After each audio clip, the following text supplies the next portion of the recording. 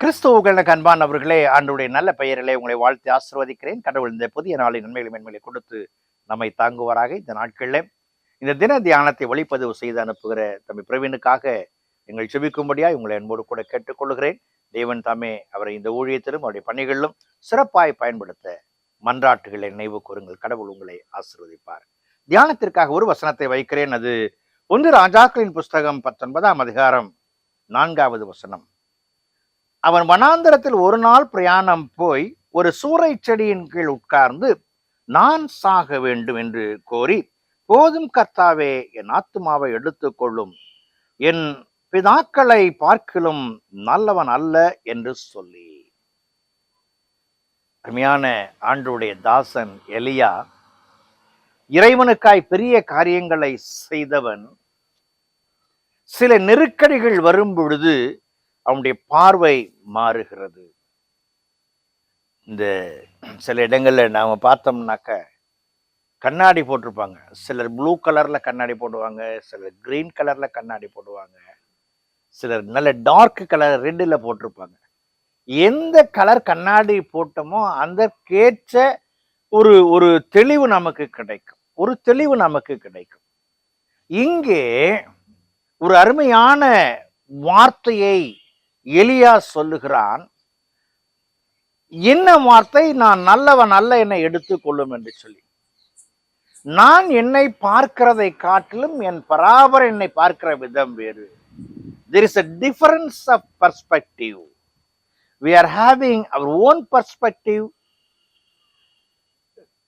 At the same time, we are also remembering the God's perspective. இங்கே எலியா தன்னை பார்த்த பார்வையை தெளிவாய் புரிந்து கொண்டு அவன் சொல்லுகிறான். அவன் பார்த்த பார்வை தவறு என்பதை ஆண்டவர் இங்கே கூறுகிறதை நாம் பார்க்கிறோம். அன்புக்குரியவர்களே, அவனுடைய பார்வை ஒரு பயத்தின் பார்வை. ஆனால் ஆண்டவரின் பார்வை அவனை கொண்டு மகத்துவங்களை செய்ய வேண்டும் என்கிற பார்வை. பாருங்கள், வேதத்துல 19ஆம் அதிகாரம் 16, 17 ஆகிய வசனங்களை வாசிக்கும் பொழுது அவர் எலியாவை கொண்டு ராஜாக்களையும் தீர்க்க தரிசிகளையும் அபிஷேகம் பண்ணுவது அவருடைய நோக்கமாயிருக்கிறது. ஆண்டவர் எந்த ஒரு மனிதனையும் வெறுமையாய் படைக்கவில்லை, நிர்விசாரமாய் படைக்கவில்லை. ஒவ்வொருவருக்குள்ளும் ஒரு நோக்கத்தை வைத்திருக்கிறார். இன்றைக்கு எனக்குள் என்ன நோக்கத்தை வைத்திருக்கிறார், என்னை கொண்டு எதை சாதிக்க விரும்புகிறார், செய்ய விரும்புகிறார் என்கிற கேள்வியை கேட்டு நம்மை சீர்தூக்குவோம் என்று சொன்னால்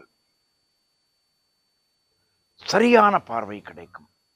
பர்ஸ்பெக்டிவ் என்பதற்கு சரியான தமிழாக்கம் முழு உல காட்சி அல்லது பார்வை. உள்ளத்துல இருக்கிற சிந்தனைகளை முழுமையாய் பார்க்கிறது. எலியாவின் சிந்தனைகளை ஆண்டவர் முழுமையாய் பார்த்து அவனை பலப்படுத்துகிறதை நாம் தொடர்ந்து வசனங்களிலே வாசிக்கிறோம். அன்புக்குரியவர்களே, இறைவனை குறித்த நம்முடைய பார்வை எப்படி இருக்கிறது? இறைவன் நம்மை பார்க்கிற பார்வையை புரிந்திருக்கிறோமா? அர்ப்பணிப்போம், ஆண்டவர் ஆசீர்வதிப்பார். ஜெபம் செய்வோம். பரிசுத்தமும் கிருபையும் நிறைந்த நல்ல ஆண்டவரே, இந்த நாளுக்காய் இந்த விளைக்காய் நன்றியோடு உம்மை துதிக்கிறோம், ஸ்தோத்திரிக்கிறோம். உம்முடைய அருளாசிகள் எங்கள் மத்தியிலே இருந்து உம்முடைய பார்வையின் நோக்கத்தை புரிந்து கொண்டு அதை எங்கள் வாழ்க்கையிலே செயலாற்ற உதவி செய்யும். ராஜாக்களையும் தீர்க்க தரிசியும் அபிஷேகம் பண்ணுகிற பாக்கியத்தை எலியா சோர்ந்து போன பொழுது கொடுத்தீர் கர்த்தாவே. இன்றைக்கும் எதிலாவது நாங்கள் சோர்ந்திருப்போம் என்று சொன்னால் உம்முடைய உள்ளிந்திரியங்களை எங்கள் மத்தியிலே வெளிக்காட்டி உமக்கு உகந்த காரியங்களை செய்ய உதவி செய்யும். இயேசுவில் ஜெபிக்கிறோம், ஜெபங்கள் பிதாவே, ஆமென்.